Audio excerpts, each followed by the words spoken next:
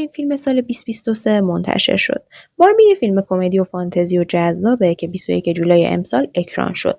اون تونست نمره 7.5 از 10 رو از IMDb دریافت کنه و اکثر سایت‌های معروف هم نمرات بالای 90 رو به فیلم باربی دادن و از نظرشون فیلم باربی شاهکار سینمای مدرن هستش.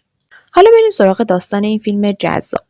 داستان در مورد یه عروسک زیبا و باهوش و خلاق به اسم باربیه که تو دنیای صورتی و قشنگ خودش زندگی میکنه.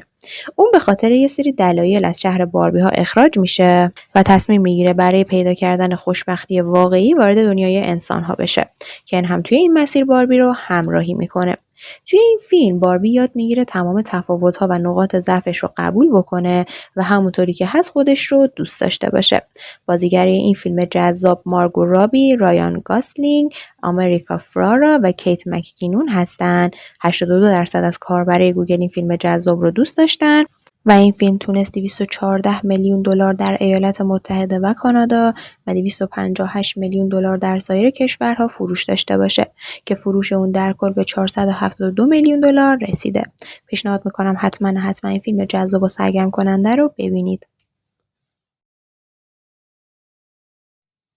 اگر این ویدیو دوست داشتید حتما لایکش کنید. کامنت هم نظرات قشنگتون رو برام بنویسید. تا ویدیو بعدی، خدا نگهدار.